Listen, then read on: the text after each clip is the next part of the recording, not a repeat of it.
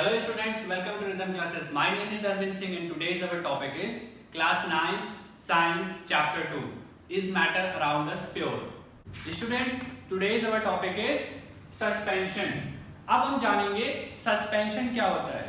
तो देखो स्टूडेंट, अभी तक क्या होता था कि लास्ट क्लासों में हमने देखा कि जब हम सॉल्यूशन बनाते थे तब क्या होता था, सॉल्यूशन में हम कोई भी दो मैटर्स को मिलाते थे और वो पूरी तरीके से डिसॉल्व हो जाते थे।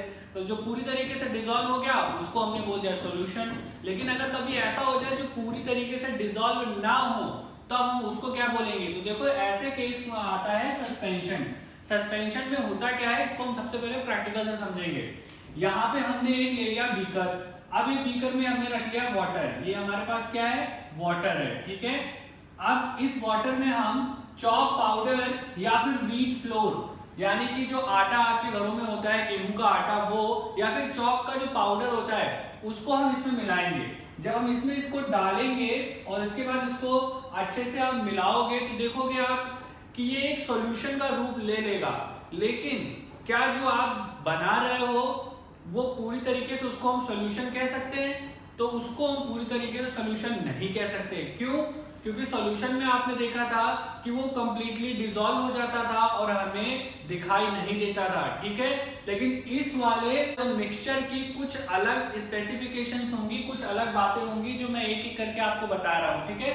सबसे पहली चीज अगर हम कहें तो ये नॉन होमोजेनियस मिक्सचर होगा।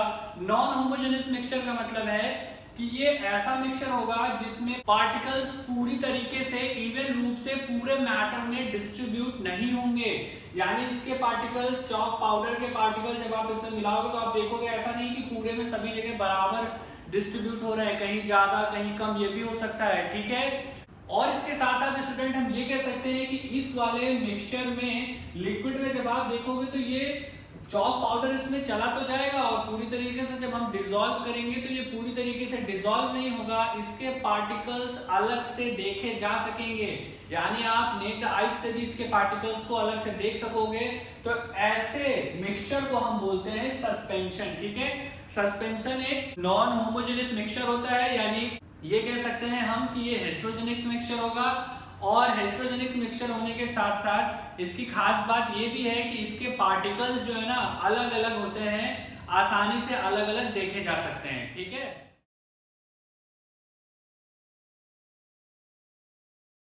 अब हम स्टूडेंट्स बात करते हैं इसकी कुछ प्रॉपर्टीज के बारे में कि सस्पेंशन की प्रॉपर्टीज क्या क्या होती हैं। तो अगर हम इसकी प्रॉपर्टीज की बात करें तो सबसे पहली प्रॉपर्टी आती है ये हेटेरोजेनियस मिक्सचर होगा। अभी मैंने बताया हेटेरोजेनियस मिक्सचर क्यों हुआ, क्योंकि जो हमने चॉक पाउडर इसमें डाला है उसके पार्टिकल्स हमें अलग अलग दिखाई देंगे और ये जो है पूरी तरीके से इसमें इवन रूप से डिस्ट्रीब्यूटेड नहीं होंगे, तो ये हेटेरोजेनियस मिक्सचर हो जाएगा। दूसरी इसकी प्रॉपर्टी आती है can be seen by naked eyes. ये आसानी से, यानी इसके पार्टिकल्स जो है आसानी से नेक्ड आई से देखे जा सकेंगे। आप इनको कितना भी कोशिश कर लो अच्छे से मिलाने की, लेकिन उसके बाद भी चॉक पाउडर के जो पार्टिकल्स होंगे वो आप आसानी से उस वाटर में देख सकोगे, ठीक है। और तीसरी इसकी जो प्रॉपर्टी होती है वो होती है scattered a beam of light, यानी ये जो है इसमें अगर कोई हम लाइट की बीम डालेंगे तो वो स्कैटर करेगी, यानी कि एक पाथ बन जाएगा, ठीक है। तो जब ये स्कैटर करेंगे बीम ऑफ लाइट को तो आप देखोगे कि उससे एक पाथ क्रिएट हो जाएगा। यानी सपोज अगर हम यहाँ से एक टॉर्च लेके इसमें लाइट डालते हैं तो आप देखोगे कि ये जो लाइट जा रही है तो ये जो यहाँ से गुजरेगी ना, तो यहाँ पे ना ये जो पार्टिकल्स होंगे ये जो है ना लाइटेड हो जाएंगे, यानी ये जलने लगेंगे। इससे क्या होगा, इतनी दूर का जो आपको पाथ है ना वो अलग से दिखाई देगा और बाकी जो है आपका मिक्सचर है वो अलग कलर में दिखाई देगा। तो यानी आप ये कह सकते हो कि आप आसानी से देख सकोगे इस पाथ को जो लाइट जा रही है, ठीक है। ये भी इसकी प्रॉपर्टी होती है, ठीक है। इसके बाद इसकी लास्ट प्रॉपर्टी में आ जाते हैं जो होता है अनस्टेबल। ये बहुत ही अनस्टेबल होता है। अनस्टेबल क्यों होता है, क्योंकि अगर इसके पार्टिकल्स को हम डिस्टर्ब ना करें, यानी अगर हम इस मिक्सचर को ऐसे रख दें और थोड़ी देर तक इसको डिस्टर्ब ना करें तो आप देखोगे धीरे धीरे इसके चॉक पाउडर के जो भी पार्टिकल्स हैं वो धीरे धीरे नीचे जाके बॉटम में जाके आराम से बैठ जाएंगे। यानी आप फिर उसके बाद देखोगे कि ये सारे के सारे पार्टिकल्स नीचे जाके बैठ गए हैं और आप ऊपर से फिल्ट्रेशन प्रोसेस के जरिए आप वाटर को और चॉक पाउडर को अलग भी कर सकते हो। ठीक है, कहने का मतलब है कि फिल्ट्रेशन प्रोसेस यानी जिसमें आप एक कोई छन्नी टाइप में कोई चीज लगा देते हो या फिल्टर पेपर लगा देते हो और ऊपर से आप इस मिक्सचर को डालोगे तो आप देखोगे वाटर नीचे चला जाएगा और बाकी जो इसके पार्टिकल्स हैं चॉक पाउडर वगैरह के वो फिल्टर पेपर के ऊपर ही रह जाएंगे। यानी हम ये कह सकते हैं ये बहुत ही अनस्टेबल होता है और अनस्टेबल होने की वजह से इसके पार्टिकल्स तली में बैठ जाते हैं। फिर हम ऊपर से अगर इसको निकालेंगे तो उससे हम इसके वाटर को चॉक पाउडर से अलग कर सकते हैं। ठीक है, तो ये कुछ प्रॉपर्टीज होती है सस्पेंशन की। ठीक है students, our next heading is colloidal solution. अब कोलाइडल सॉल्यूशन क्या होता है और ये क्यों आया, सबसे पहले इसको समझते हैं। तो देखो होता क्या है, अभी तक हमने देखा ऐसे मिक्सचर जो दो चीजें आपस में पूरी तरीके से डिसॉल्व हो जाती हैं, यानी उसको हम अलग अलग नहीं देख सकते, पूरी तरीके से डिसॉल्व हो जाती है, तो उसको हम बोलते हैं सॉल्यूशन। और अगर कोई भी ऐसा मिक्सचर है जहां पे दो चीजें हमें अलग अलग दिखाई दे रही हैं तो उसको हम बोलते हैं सस्पेंशन। यानी सॉल्यूशन जब हमने लेमनडेड बनाया था तो उसको हम बोलते थे सॉल्यूशन, क्योंकि उसमें पूरे इवन रूप से सारे पार्टिकल्स डिस्ट्रीब्यूट हुए थे पूरे लिक्विड में। ठीक है, सस्पेंशन के केस में अभी हमने देखा था जहां पे हमने चॉक पाउडर डाला था वाटर में, तो उसमें क्या हुआ, पार्टिकल्स अलग अलग हमें दिख रहे थे, तो वो हो गया सस्पेंशन। ठीक है, एक और कैटेगरी इसमें आती है जिसको हम बोलते हैं कोलाइडल सॉल्यूशन। कोलाइडल सॉल्यूशन जैसे कि इसके नाम से ही पता चल रहा सॉल्यूशन, यानी ये सॉल्यूशन ही होगा लेकिन उसका एक थोड़ा सा डिफरेंट रूप है, तो इसको भी समझना बहुत जरूरी है। इसमें होता क्या है, सबसे पहले इसको प्रैक्टिकल से समझते हैं कि ये कैसे सॉल्यूशन को हम बोलेंगे। तो जैसे हमने फिर से यहाँ पे बीकर में क्या ले लिया, वाटर ले लिया है। अब इस वाटर में अगर हम इंक डाल दें, ठीक है, इंक या फिर इसमें मिल्क भी डाल सकते हो आप। ठीक है, तो अगर हम इंक की 2-4 ड्रॉप इसमें डाल दें तो आप देखोगे इंक इसमें जाएगी और पूरी तरीके से अच्छे से इसमें डिस्ट्रीब्यूट हो जाएगी। यानी एक यूनिफॉर्म तरीके से ये अच्छे से पूरे के पूरे सॉल्यूशन में, पूरे के पूरे मिक्सचर में डिस्ट्रीब्यूट हो जाएगी अच्छे तरीके से। और आपको क्या लगेगा, आपको लगेगा कि ये सॉल्यूशन है। ठीक है, ये कैसा सॉल्यूशन है, ये होमोजेनियस सॉल्यूशन है, क्योंकि इसमें पूरे में अच्छे से डिस्ट्रीब्यूट हो गया है, तो ये होमोजेनियस सॉल्यूशन है। लेकिन ऐसा नहीं होता है, कुछ ऐसे भी होते हैं जो आपको दिखते होमोजेनियस हैं लेकिन ये होते नहीं, ये एक्चुअली होते हैं हेट्रोजेनियस सॉल्यूशन। तो ऐसे ही सॉल्यूशंस को हम रखते हैं कोलाइडल सॉल्यूशन की कैटेगरी में। ठीक है, तो अभी हम इसके बारे में और डिटेल में जानेंगे कि क्यों हम इसको इसमें रखते हैं। One by one, step by step इसको हम सीखेंगे। ठीक है, अब देखो स्टूडेंट, यहाँ पे सबसे इंपॉर्टेंट चीज है पार्टिकल का साइज। इस केस में क्या होता है, पार्टिकल्स का जो साइज होता है वो बहुत छोटा होता है।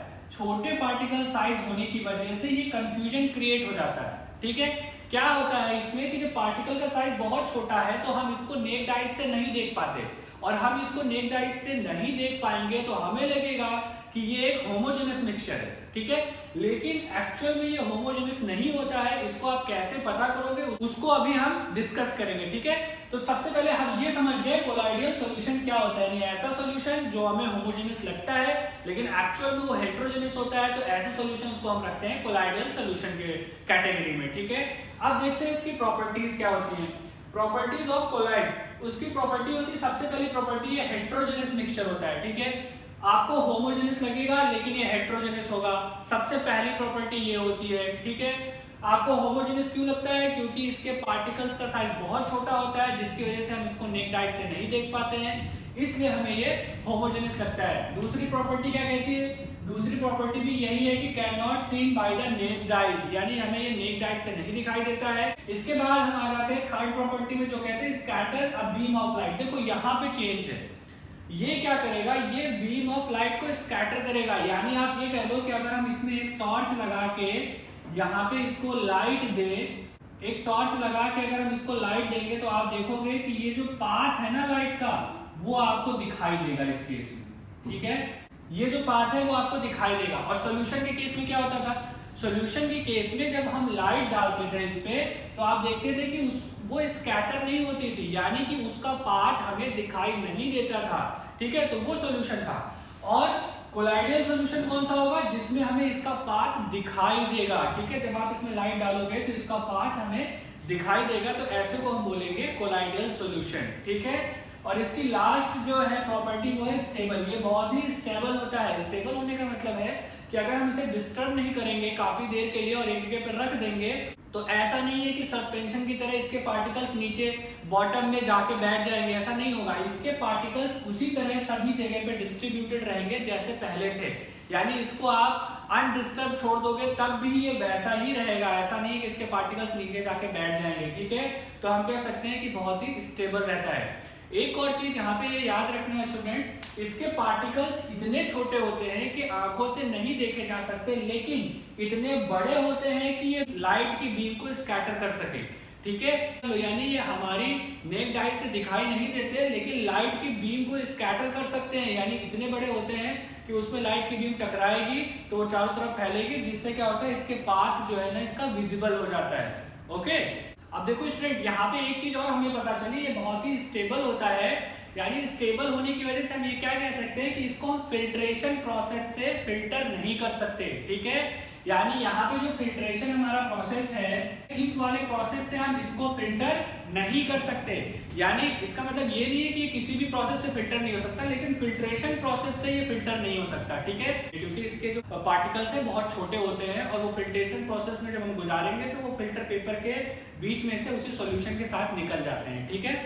इसके बाद इसी टॉपिक में हमारे दो बहुत ही इंपॉर्टेंट कीवर्ड आते हैं, ठीक है।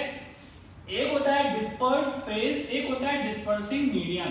अब देखो ये डिस्पर्स फेज क्या है, डिस्पर्सिंग मीडियम क्या है, इसको सबसे पहले समझ लो। ये एक तरीके से कंपोनेंट्स हैं कोलॉइडल सॉल्यूशन के, ठीक है।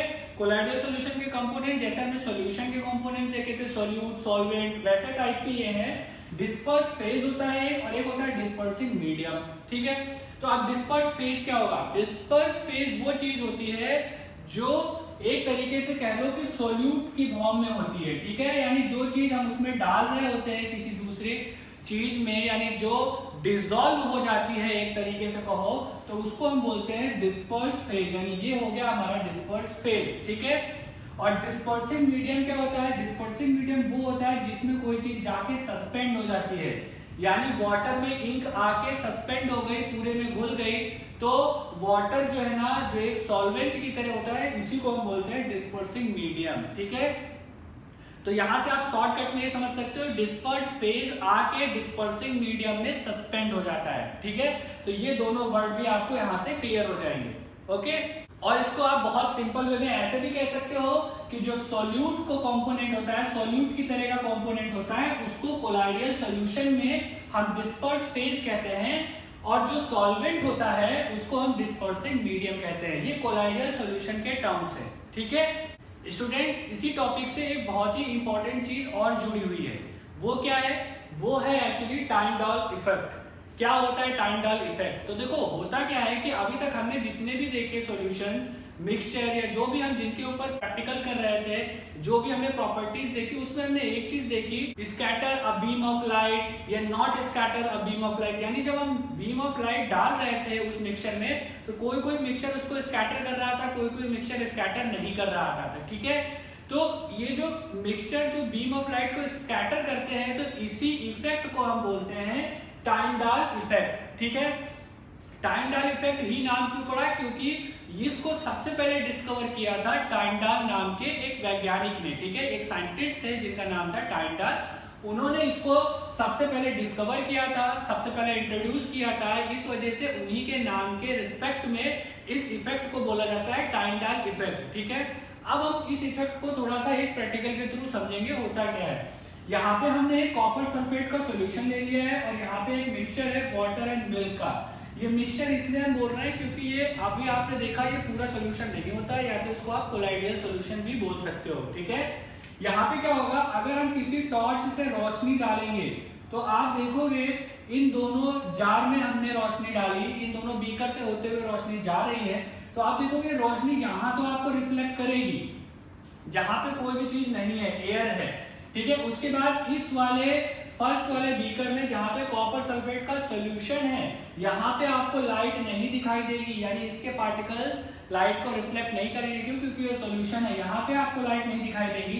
लेकिन उसके बाद फिर जो एयर का स्पेस आएगा, यहाँ आपको लाइट दिखाई देगी, ठीक है। लेकिन उसके बाद जब आप वाटर और मिल्क के मिक्सचर में जाओगे, यानी कोलॉइडल सॉल्यूशन में जाओगे, तो आप देखोगे यहाँ पर भी आपको लाइट दिखाई देगी, यानी यहाँ पे इसके अंदर इस सॉल्यूशन के अंदर जो है आपको इसका पाथ दिखाई देगा लाइट का, तो इसी को हम बोलते हैं टाइमडाल इफेक्ट, ठीक है, जो सॉल्यूशन में नहीं दिखाई देता है और कोलॉइडल सॉल्यूशन में आपको दिखेगा और सस्पेंशन में भी आपको ये दिखेगा।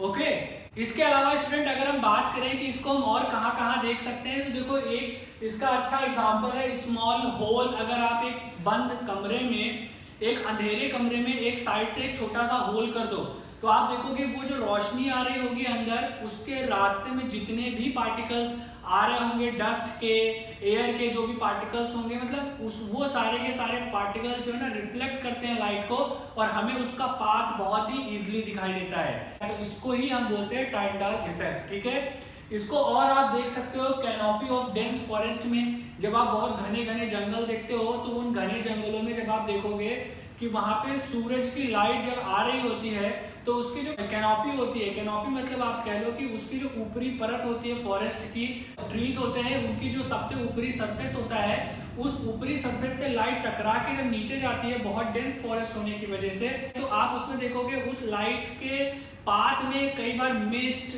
एयर और इनके पार्टिकल्स आ जाते हैं, डस्ट वगैरह के पार्टिकल्स आ जाते हैं, कुछ वहां पे वाटर बबल्स होते हैं उनके पार्टिकल्स आ जाते हैं। तो उसमें क्या होता है कि ये आसानी से उस लाइट बीम को आप देख सकोगे। इसी इफेक्ट को हम बोलते हैं Tyndall effect. Okay students, I hope कि आपको यहाँ तक प्रॉपर्ली समझ में आ गया होगा, but if you still have any confusion on this topic then feel free to tell us. Thank you, जय हिंद।